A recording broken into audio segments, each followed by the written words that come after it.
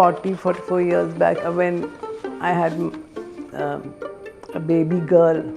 I found there was a lack of embroidered dresses, and at that time my mother had a shop. She gave me a table space in the shop and she said, you do whatever you want here.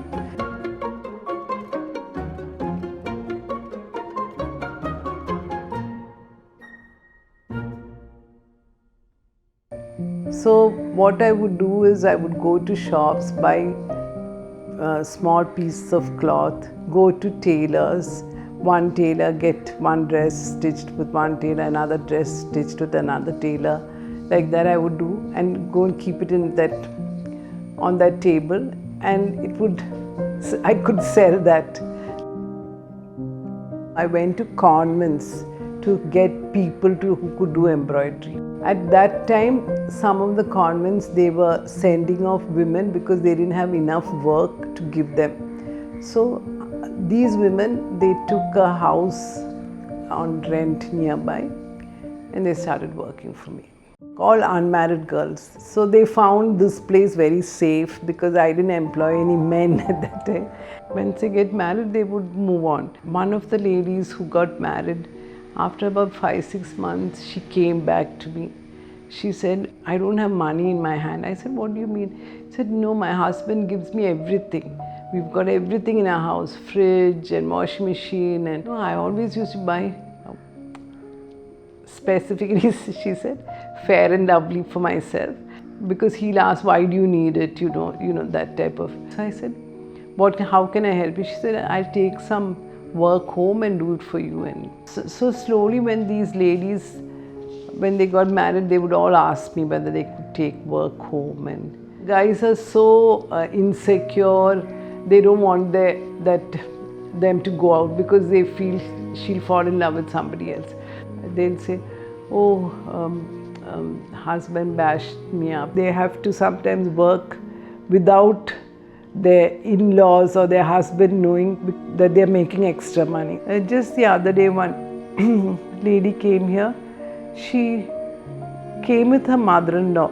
So I called her aside and I asked, why do you bring your mother-in-law? So she said her husband doesn't trust her to come alone. She cannot come that often to pick up clothes because it's not convenient for her mother-in-law to come. I came across women who are frustrated because they're not able to go out to work.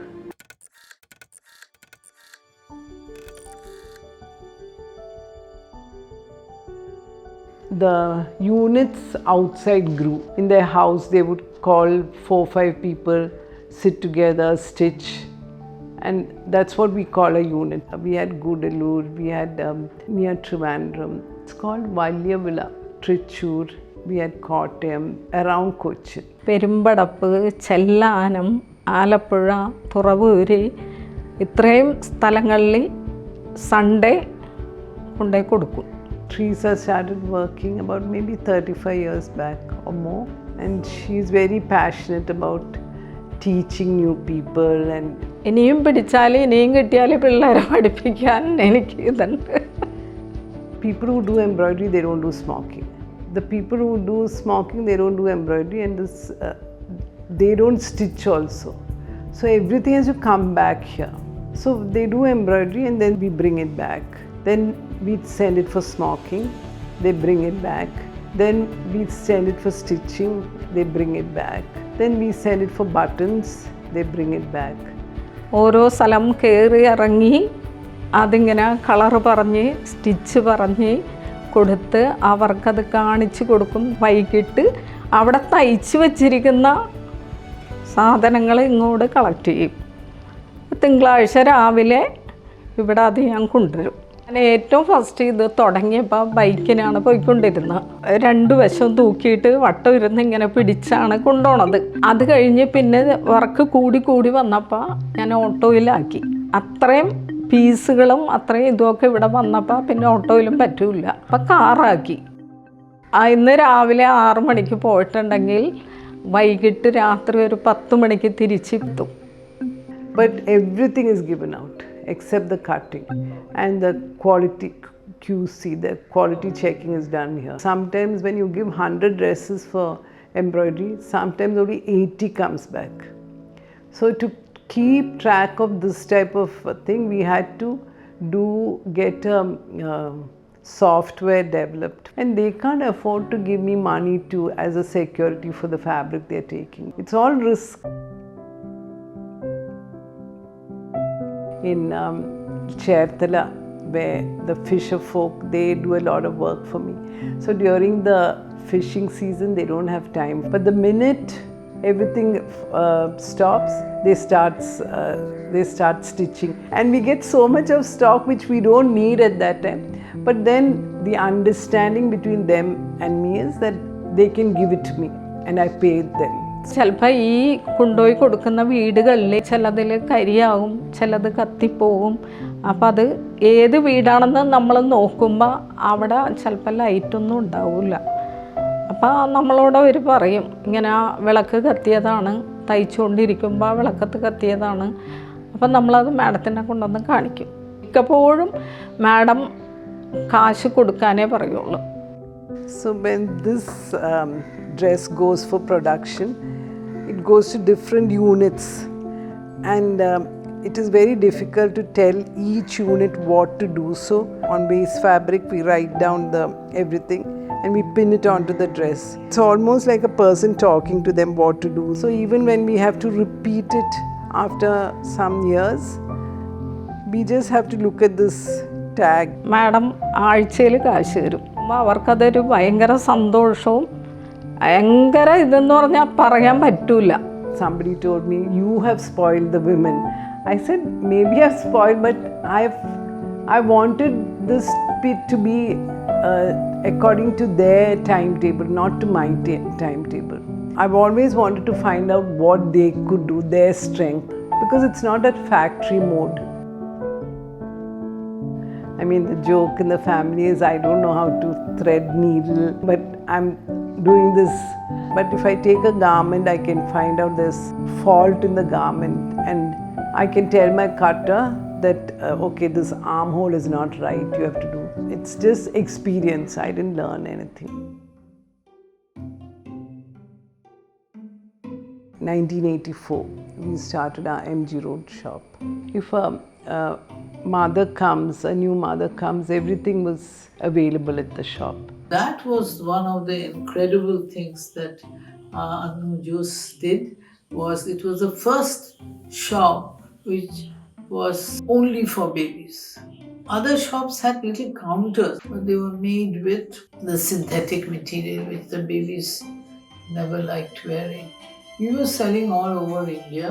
I used to go regularly on market visits. I used to meet the distributors first of the town and then meet the retailers. Then he said, there's a lady who's selling mother's touch. So I said, yeah, that'll be nice, let's go. And she's buying a lot. So I went, and who do I see? It was Anu Jose.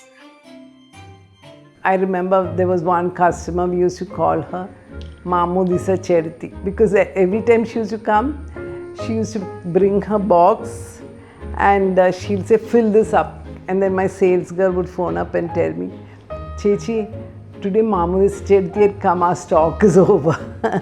Like the time when I started my shop, she had many grandchildren, and she was gracious enough to come and buy from my shop. She says it helped her, she didn't have to bother going here there, but it helped me a lot. Joy of buying a Tara dress, I think joy at both ends. Something precious, you can keep it, it's there forever. I've kept sheets which I use for my first baby, and my grandchild has used it, and it's still there, it hasn't gone. My first Tara dress was one that Anu auntie gifted, and Amma still talks about how pretty it was. My childhood wardrobe had hand-smoked Tara dresses for many years, and they all got passed down to my sister and then to my little cousins. Nearly 3 decades later, when I had my daughter, Amma and me were so thrilled to shop for her at Tara. And then 10 years after that, I passed on those dresses to a very dear friend's daughter. The charm of hand-smoked dresses on little girls is one that truly never fades.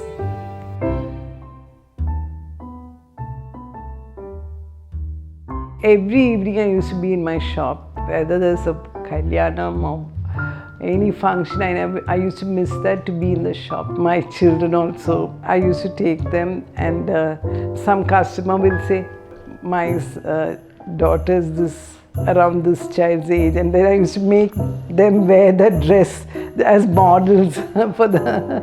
So when you take a Tara dress, it might not be as perfect as a factory-made dress. Hand embroidery is more expensive, and if you don't appreciate it, it'll never be worth it. I hope I can hand it over to somebody and not stop, because as long as people are willing to work, I feel it's heartbreaking when you think like even closing the Ernakulam shop, that's been my favorite place. Hands which have done that stitching, smocking, or the embroideries, the pain they've gone to do this. If each dress, if you take it, and if I write a story about each of the dress, there will be a story.